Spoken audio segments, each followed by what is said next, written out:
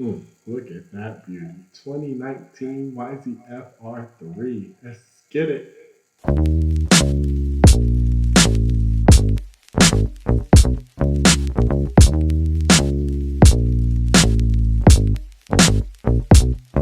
Hello everyone, this is my 2019 Yamaha R3. Today I'm going to be doing an oil change and a chain clean and lubrication. So we'll start with this dash. When you see this oil light flashing, it's the little flashing oil sign. That means it's time for an oil change. They have recommended service intervals for changing the oil. The first one's at 600 miles. If you see here, I'm kind of at 900, exceeded that. But 3,000 after that, so 600 for the first one, then 3,000. I do end up removing the side fairing. You do not have to. It does make it easier to access the parts. So I go ahead and remove it. And it's not that hard, so I go ahead and take that one off quickly. As far as the tools that I use, I have an Allen key set, some screwdrivers, and of course these screwdriver tips. You don't need them. I didn't end up needing them, but some bikes do, so I just went ahead and showed it. So let's go ahead and get this one off of there. Told you that I was gonna make it. And I told you I never gotta fake it. Okay, so under the bike itself is where you'll see the actual oil filter and the drain cap. Both of these will end up being removed and or replaced. And now transitioning to the other side of the bike is where we'll actually see the oil filter gauge or the level. So looking in this little window, you'll see the two grooves on the right side that'll show you your recommended, full fuel oil levels, and you just kind of level the bike to see where you're at, and you want to stay in between those. Moving on to the tools, let's start with the ones on the left. I have these nylon brushes here. I got them off of Amazon. It's not recommended to use the metal ones, so I got the nylon brushes. They're pretty cheap. You can also get those in Walmart, but I went ahead and got Amazon because they get to be a little bit cheaper. The chain wax next to it, I also got that off of Amazon. That's what I use to actually lube the chain. As far as cleaning it, I'm going to use a kerosene-based solvent, I guess. So I'll show you that a little bit later. I got the OEM filter to replace the other one. It's probably best to go ahead and use the OEM ones. They do have aftermarket ones, as well as the gasket below it. I got that off of Amazon, which ended up being a bit big, so it's harder to find, but it worked just fine. Next, we're going to have the oil filter remover tool. Most people don't use these, but I find they're super cheap and they come in handy. I'll show you a little bit later. This is the Yamaha. They do recommend this one. I do want to keep the warranty, so I went ahead and got that one. I may be changing it down the road for future oil changes. And of course, you have the oil pan and the funnel for the oil. Alright, so let's get into it. One tool I didn't show was the wrench and socket. I believe it's a 10mm socket, but this is just to go ahead and remove that plug off of there. So you see it kind of takes a little bit of force to pull it off of there. But once you get it loosened, you can go ahead and pull that one off. Some people do use gloves. It is recommended. I do not, but you'll see here shortly I probably should have.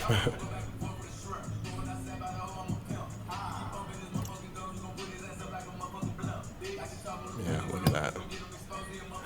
So next we'll go ahead and grab the tool to get this filter off as well. Like I said, it's a little bit easier using the tool, but you don't have to. So we'll grab this filter off and then we'll let the whole thing sit for about 10 to 15 minutes while that oil drains out of there.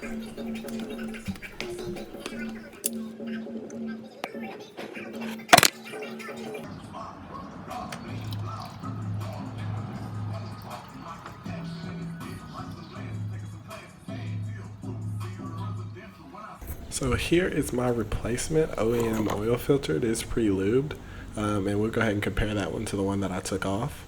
The numbers are actually slightly different on the side. I did notice that afterwards, but it seemed to fit just fine, so I guess I'll look into that, but I'm not too worried since, like I said, it didn't leak and it's working just fine for me.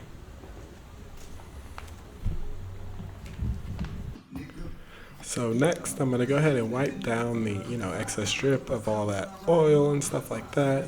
And then we'll pull out the pre-lubed oil filter and we'll throw it in here. That being said, some people do go ahead and oil like the ring around the oil filter, even for the pre-lubed ones, but I like to keep it simple, so I just went ahead and threw it right on there.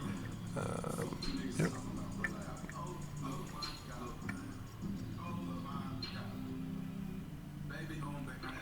This is also where I'd like to mention that tool comes in handy. You want it just a little bit tighter than your hands can get it.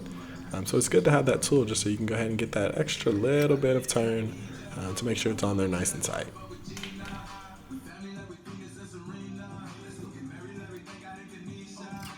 So when we're throwing this plug back on there, make sure we have the gasket on there.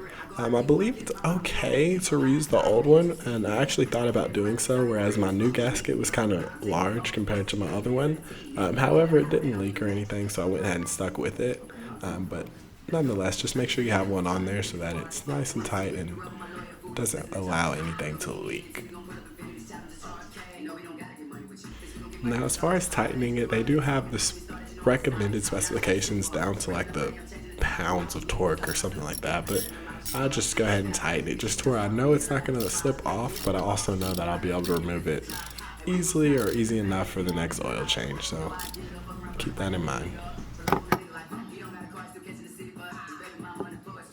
Taking another look at the other side of the bike, you'll see that cap to the oil reservoir. This is where we'll actually put the funnel and pour the new oil in. Looking at the manual, you'll see that with oil filter removal, we need 2.1 liters of oil. On the side of my container, it goes from 4 liters all the way down to 1. So I know that I'm going to go just below the 2 liter mark when I'm pouring it in there. Look, I told you I would make it and I did it. I told you that my niggas that's with me is gonna split it. I told you that every time I'm riding around I'm with it. I told you I'm coming up and I told you I wasn't kidding. But you ain't wanna ride and you ain't wanna go, so I'ma have to do it on my own. I swear I should've seen it, should've known, and now the true colors finally show. I told you, man, I told you I would do it. So once we have the amount that we want in there, we can go ahead and turn the bike on and let it run for a little bit. This is so that we let a little bit of oil run through the filter, and then we'll also level the bike to check the level of the oil, just to make sure we're right in the middle. If not, we can go ahead and top up a little bit if needed to get it right to that perfect level. So after you've played around with that and you're at the level you like, congratulations, you've done it. Good on you. The oil is changed. So we'll get on to cleaning the chain. Like I said, I'm going to use a kerosene-based cleaner. This is actually lamp fuel. It's kind of like kerosene except for it's odorless and for burning indoors and lamps and things like that. So I'll pour it in this bottle and I'll just spray it and go ahead and clean the chain that way. I do not have a stand, so I am using the clean and roll method. So I clean a little bit of the chain, and then I'll roll the bike so that another part of the chain is exposed and I can get to cleaning that part. A bit of a pro tip, I will recommend throwing an old towel down so you can catch some of that gunk and stuff that falls off. It's kind of bad to just leave it laying on the ground like that, so I just go ahead and get a towel for next time and make sure we catch all of that. And here comes that roll I was talking about, just so that we can get another part of that chain exposed and get to cleaning that. But they ain't wanna ride with me through it. That's dude, that's that nigga, yeah, that's him. But you wasn't with me shooting in the gym, I was grinding. Once we've went around it a few times, when we have it clean to our liking, I'll take a rag and we'll just kind of dry it off. You can wait a little bit to go ahead and let it dry, or you can wipe it down. I just like to wipe it down so I can get all the excess cleaning fluid off of everything and just make sure everything's nice and tidied up. So here we have that chain wax I was mentioning. So I'm gonna go ahead and lube the chain with this one. I do spray quite a bit on here and just get every part of the chain that I can reach and kind of lather it on.